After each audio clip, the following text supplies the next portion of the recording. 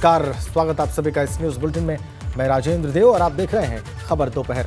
और आइए अब खबरों पर तफसील से बात करते हैं और शुरुआत बात की एक बड़ी खबर के साथ। मुरादाबाद से इस वक्त हमारे पास है जया प्रदा पर आपत्तिजनक टिप्पणी के मामले में मुरादाबाद के कटघर कोर्ट में आजम खां की पेशी है। जी, आजम के बयान पर छिजलैट थाने में 2019 में मुकदमा दर्ज हुआ था।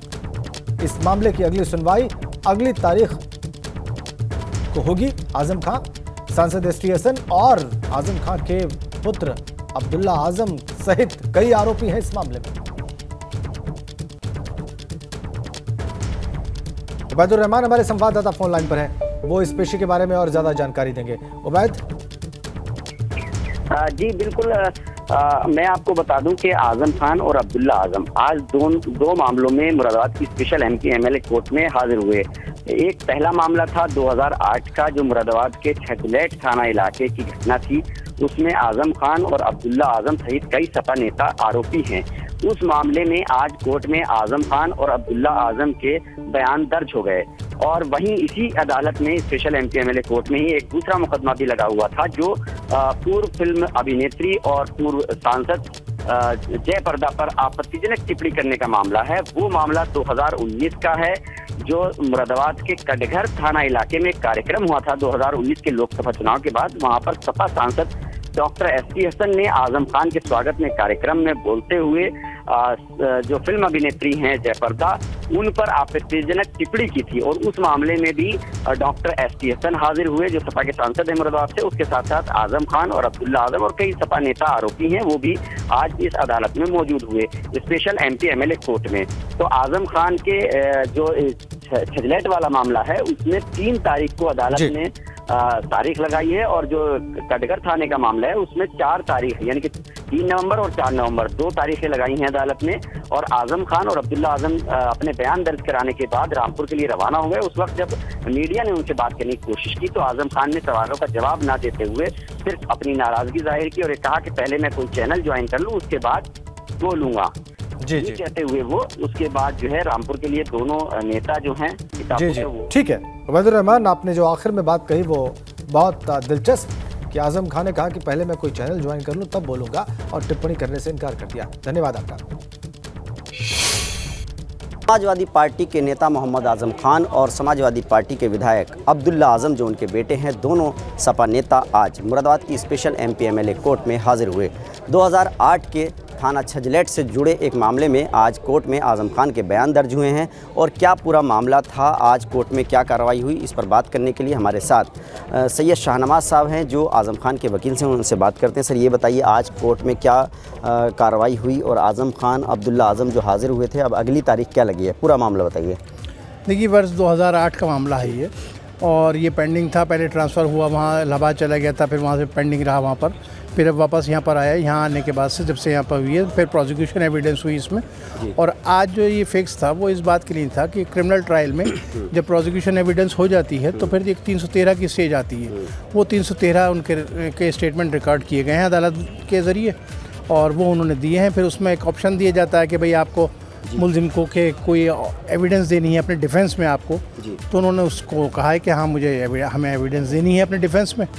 तो उनके लिए डिफेंस एविडेंस के डिटेल लिस्ट जो गवाहों की है, उसके लिए 3 तारीख लगाई है अदालत ने। 3 नवंबर लग गई है इस मामले में। और आजम खान के आज बयान दर्ज हो गए? जी, बयान दर्ज हो गए। अब्दुल्ला आजम के भी बयान दर्ज हो गए और आजम खान साहब के भी हो गए। एक दूसरा मामला था कटघर थाने का 2019 का, जिसमें सपा सांसद डॉक्टर एसटी हसन भी आरोपी हैं, आजम खान, अब्दुल्ला आजम भी आरोपी हैं। जया प्रदा पर आपत्तिजनक टिप्पणी का जो मामला है, उसमें क्या तारीख लगी और क्या कार्रवाई हुई आज? उसमें आप प्रोसिक्यूशन एविडेंस के लिए गवाही होनी थी, उसके लिए फिक्स थी। उसमें गवाह चूँकि नहीं आए, इसलिए तारीख दे दी गई है उसमें आगे की 4 नवंबर, उसमें एक दिन बाद की तारीख। देखिए, हम आपको बताएं कि आज आजम खान 2 मामलों में अदालत में पेश हुए। एक मामला था उन पर जो 2008 का छिजलैट थाने से जुड़ा हुआ मामला है। वो मामला ये है कि आजम खान और अब्दुल्ला आजम रामपुर से एक शादी के प्रोग्राम में सहारनपुर मुजफ्फरनगर की तरफ जा रहे थे, और उस वक्त उनकी गाड़ी को रोका गया था, जिसके बाद से कुछ बवाल हुआ था। उस मामले में कई सपा नेता आरोपी हैं, जिनमें आजम खान और अब्दुल्ला आजम भी हैं।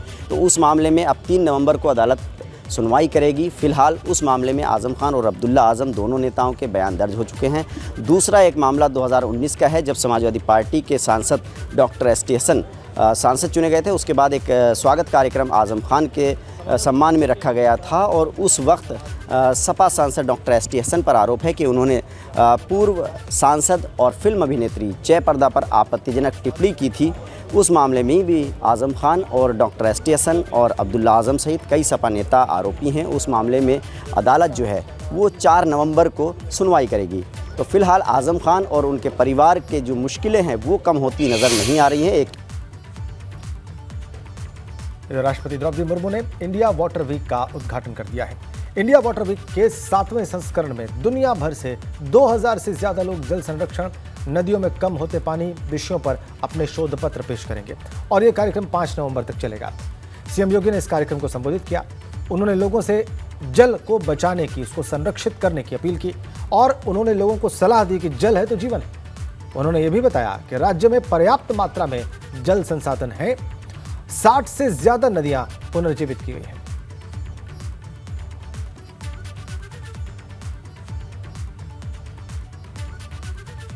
इस कार्यक्रम का ऐसे उद्घाटन किया गया, वो आप देखिए।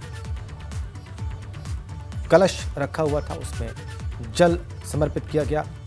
मुख्यमंत्री के द्वारा, राज्यपाल के द्वारा, जल शक्ति मंत्री के द्वारा। जल सप्ताह ही है ये कार्यक्रम और देखिए वहां पर सभी उपस्थित लोगों ने लोटे से जल जो है उस कलश में समर्पित किया। जल को कैसे संरक्षित रखा जाए, नदी वहाँ की सर्वाधिक होगी जहाँ पर जीवन जीने के लिए सर्वाधिक उपयुक्त अवसर भी होंगे। और हम सब जानते हैं कि ये पुरानी हमारी मान्यता है कि जल है तो जीवन है। नमामि गंगे परियोजना के जो कार्य प्रारंभ हुए वो हम सबके सामने है। उत्तर प्रदेश के अंदर सर्वाधिक भूभाग को कवर करती है। नमामि गंगे परियोजना के जो कार्य प्रारंभ हुए वो हम सबके सामने है। उत्तर प्रदेश के अंदर सर्वाधिक भूभाग को कवर करती है। चलिए अब आगे बढ़ते हैं। योगी सरकार के पीडब्ल्यूडी मंत्री जितिन प्रसाद ने मुख्यालय में ही छापा मार दिया। अचानक पीडब्ल्यूडी मंत्री मुख्यालय पहुंचे, पीडब्ल्यूडी के, और इस बात की सूचना प्राप्त करते ही अधिकारी दौड़ते भागते दफ्तर पहुंच गए, लेकिन ज्यादातर अधिकारी गायब मिले। इसके बाद जितिन प्रसाद ने नाराजगी जाहिर की और मुख्यालय में कंट्रोल रूम स्थापित किए जाने के निर्देश दिए। विभाग के एचओडी से अब तक किए गए गड्ढा मुक्त अभियान की रिपोर्ट भी उन्होंने मांगी है। जितिन प्रसाद ने पीडब्ल्यूडी मुख्यालय में निर्माण कार्य और हर दिन का ब्यौरा भी कलेक्ट करने का निर्देश दिया।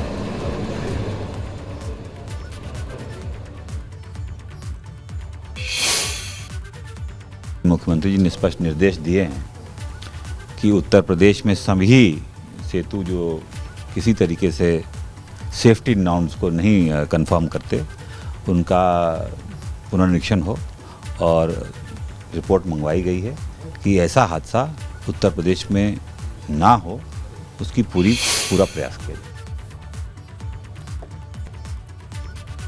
कानपुर से खबर है, थाली न लाने पर वहां पर छात्र को पीटा गया। प्रिंसिपल पर इस बात का आरोप है और कहा जा रहा है कि प्राइमरी स्कूल में पढ़ने वाला छात्र जब थाली लेकर नहीं पहुंचा तो उसकी पिटाई की गई। आरोप यह भी है कि प्रिंसिपल ने छात्र को इतना मारा कि उसके मुंह से खून निकलने लगा। पिटाई से छात्र बहुत देर तक रोता रहा। बच्चे ने पुलिस को बताया कि थाली नहीं लाने पर उसकी पिटाई की गई। रोते हुए बच्चे का वीडियो सोशल मीडिया पर वायरल हो गया। कानपुर के बिठूर थाना इलाके में यह प्राइमरी स्कूल मौजूद है।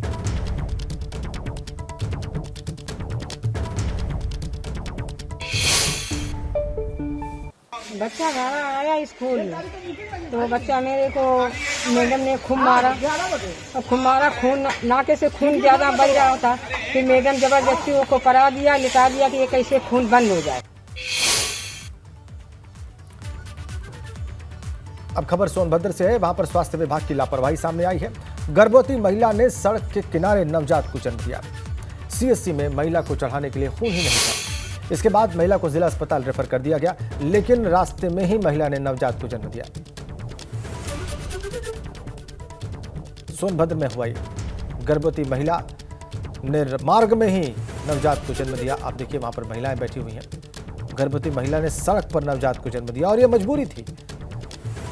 महिला को सीएससी से जिला अस्पताल रेफर किया गया था क्योंकि सीएससी में खून नहीं था। अस्पताल में भर्ती नहीं लिए वो कौन है हॉस्पिटल में? टोकन में अच्छा, क्या बोले? बोले जो लेट है शाम तक होगा। अच्छा, तो फिर यहाँ पे कौन बच्चा कराया? यहाँ पे मेरी सास और मेरी बड़की में मतलब परिवार के लोग ही, परिवार के। सब परिवार के लोग कराए हैं? हाँ, अच्छा, अभी कोई दिक्कत? दिक्कत हो ही रहा है, नीचे है, जमीन पर है, पेड़ के नीचे है। अच्छा, कोई हॉस्पिटल से कोई आया अभी? कोई नहीं आया है।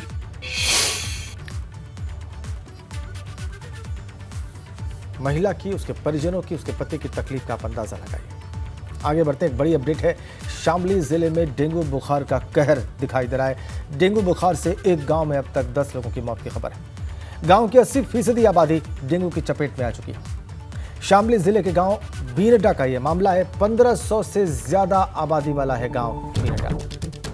80% से ज्यादा आबादी यहां पर डेंगू बुखार की चपेट में आ चुकी है।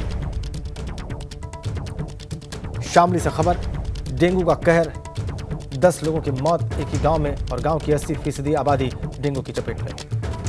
1500 से ज्यादा आबादी वाला गांव है गांव बीनडा, जिला शामली। 10 लोगों की मौत डेंगू से, 80% लोग डेंगू की चपेट में।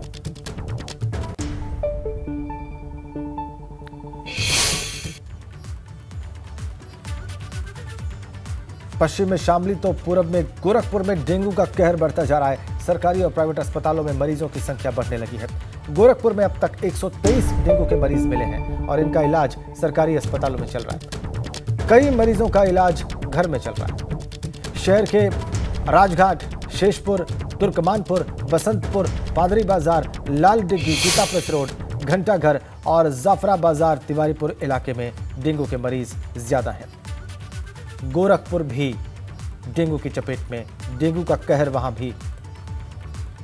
पश्चिम से पूरब तक हर जगह डेंगू का प्रकोप और डेंगू से पीड़ित मरीज।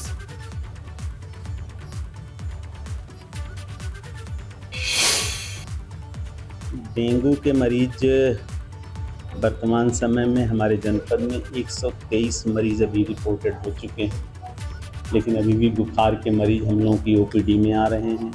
ग्रामीण क्षेत्रों से आशा एएनएम के द्वारा भी संदेश लगातार आ रहा है। वहाँ पर हमारी आरआरटी टीमें जा रही हैं, उनका परीक्षण कर रही हैं, उनको औषधियाँ दे रही हैं।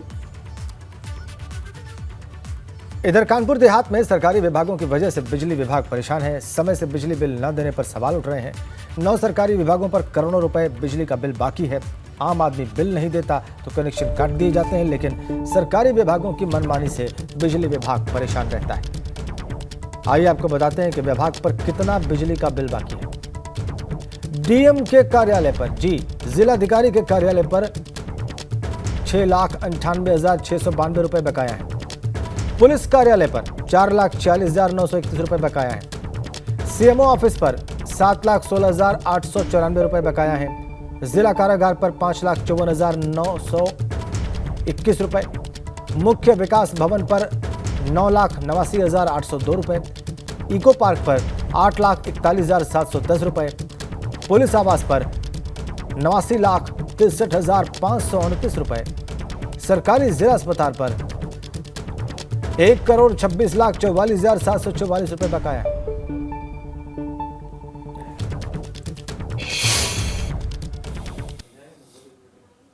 कानपुर देहात के विद्युत विभाग ने इन दिनों अपनी वसूली का चाबुक चला दिया है और जो उनके उपभोक्ता हैं उनसे पुराना बकाया बिजली का बिल भी वसूला जा रहा है। जहां एक और उपभोक्ताओं को इस बात की हिदायत दे दी गई है कि 1 महीने में अगर वो अपना बिजली का बिल सबमिट नहीं कर पाते हैं तो उन्हें सरकार की ओर से अतिरिक्त 15 दिन का समय दिया जा रहा है। इस 15 दिन के समय में भी अगर वो अपना बिजली का बिल नहीं जमा करते हैं तो उनका बिजली कनेक्शन अस्थायी रूप से काट दिया जाएगा। लेकिन अगर हम दूसरी ओर इस बात को रखें तो बिजली विभाग के अधिकारियों की नजर इनायत इस समय जनपद के आला अधिकारियों के कार्यालयों पर नजर आ रही है। जनपद के 9 प्रमुख ऐसे कार्यालय हैं जिन पर बिजली विभाग मेहरबान नजर आ रहा है। कानपुर देहात के जिला अधिकारी कार्यालय से लेकर मुख्य विकास अधिकारी के कार्यालय तक, एसपी ऑफिस से लेकर जेल तक, सीएमओ ऑफिस से लेकर जिला कारागार तक, सभी जितने भी प्रमुख जो कार्यालय हैं उन पर नजर इनायत बनी हुई हैं और इन विभागों पर अगर हम बात करें तो लगभग 3,50,33,000 रुपए का बिजली का बिल बकाया है। नजर इनायत की जा रही हैं। कानपुर देहात से विकास धीमान, एबीपी गंगा। इधर अयोध्या में राम मंदिर का निर्माण कार्य जोरों पर है। मंदिर का 45% काम पूरा हो चुका है। बुनियाद और जमीन के ऊपर का फाउंडेशन तैयार हो चुका है। 2024 जनवरी के तीसरे सप्ताह में श्रद्धालुओं को अपने आराध्य श्री राम के दर्शन उनके भव्य और दिव्य मंदिर में हो सकेंगे। राम मंदिर का निर्माण कार्य तेज गति से चल ही रहा है, लेकिन इसके पूरा होने से पहले ही अंतर्राष्ट्रीय श्री राम एयरपोर्ट का निर्माण कार्य पूरा कर लिया जाएगा। प्रथम फेज का कार्य 2023 के मार्च महीने में पूरा हो जाएगा और विमान का आने जाने का भी काम शुरू कर दिया जाएगा। यानी कि मंदिर निर्माण कार्य के पूरा होने से पहले एयरपोर्ट का निर्माण कार्य पूरा हो जाएगा और श्री राम के भक्त अपने आराध्य प्रभु श्री राम का दर्शन भी एयरपोर्ट पर उतरने के बाद कर सकते हैं।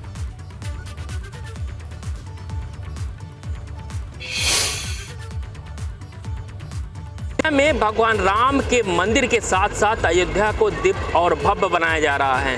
पूरे अयोध्या में समुचित विकास की गंगा बह रही है और इस वक्त हम मौजूद हैं अयोध्या के प्रवेश द्वार पर। ये प्रवेश द्वार जो है भगवान राम जन्मभूमि को जाने वाला प्रवेश मार्ग है और इस चौराहे पर जो है लता मंगेशकर चौराहा बना दिया गया है और इस चौराहे पे जब राम भक्त पहुंचते हैं तो लता मंगेशकर जी के द्वारा गाए राम भजनों को 2 मिनट सुनते हैं और वहीं पर ही सेल्फी लेते हैं। यानी कि ये कहें कि अयोध्या को समुचित विकास के घेरे में घेर लिया गया है और अयोध्या में विकास की जो गंगा है वो लगातार बहती दिखाई दे रही है। यही वजह है कि जब मुख्यमंत्री योगी आदित्यनाथ अयोध्या आते हैं तो अयोध्या में कोई ना कोई सौगात देकर के ही जाते हैं। जैसे अयोध्या में लता मंगेशकर चौराहे का उद्घाटन किया तो वहीं अब और ऐसे कई चौराहे हैं जिनका नाम भी बदलना जाना तय है। अयोध्या से एबीपी गंगा के लिए ऋषि गुप्ता। कानपुर के कल्याणपुर में चोर एक कार के पार्ट्स चुरा कर ले गए। 3 चोर घर के बाहर खड़ी कार को चुरा कर ले गए। चोरों ने पहले कार को स्टार्ट करने की कोशिश की। जब वो नाकाम हुए तो वो कार की बैटरी और टायर खोल कर ले गए। चोरी की घटना सीसीटीवी कैमरे में कैद हो गई। देखिए आप ये सीसीटीवी फुटेज। जब ये चोरी करने में नाकाम हो गए चोर तो उन्होंने कार के पार्ट्स को खोल लिया। ऑल्टो कार के टायर और बैटरी चुराकर ये चोर फरार। 3 चोरों ने ऑल्टो कार के पार्ट्स चुराए। ये चोरी सीसीटीवी में कैद और वही फुटेज आपकी स्क्रीन पर।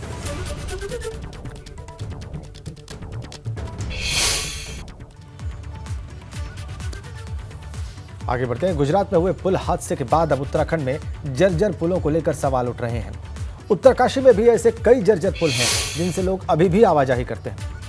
जिले में 273 पुल हैं। इनमें 143 मोटर पुल हैं जबकि 130 पैदल पुल हैं। इनमें से कई पुलों की हालत खस्ता है। सबसे बुरे हाल में मोरी प्रखंड के सुपिन नदी पर बना पुल है। इसके अलावा गंगोत्री हाईवे पर सामरिक दृष्टि से महत्वपूर्ण सवारी घाट और गंगोरी पुल पर बना वैली ब्रिज भी जर्जर हालत में है।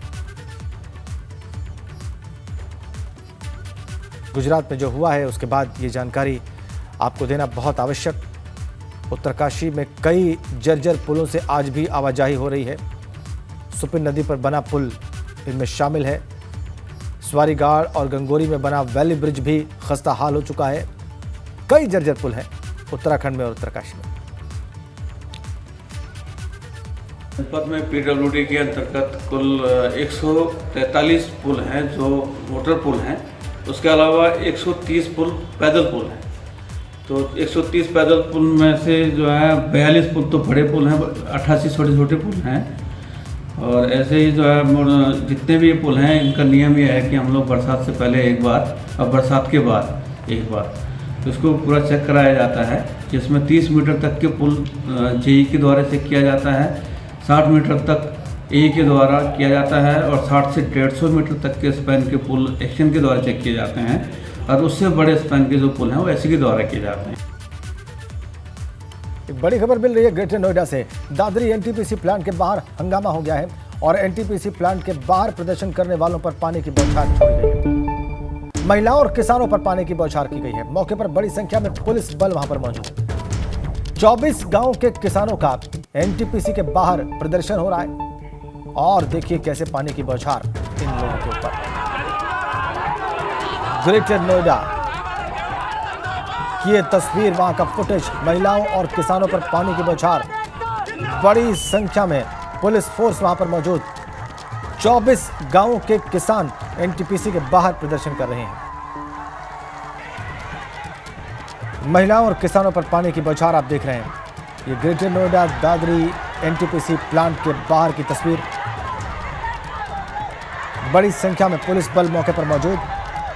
महिलाओं और किसानों पर पानी की तेज बौछार फेंकी जा रही है, तीतर बीतर करने के लिए, उनके इस प्रदर्शन को खत्म करने के लिए।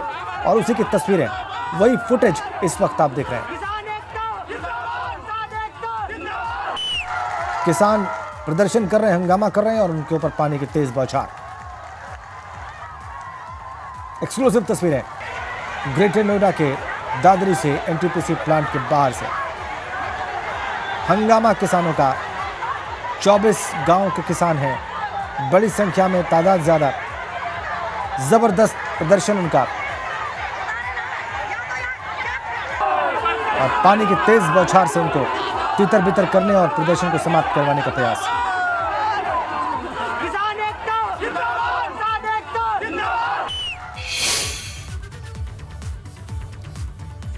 तो इन्हीं तस्वीरों और इस खबर के साथ ही इस बुलेटिन में फिलहाल इतना ही।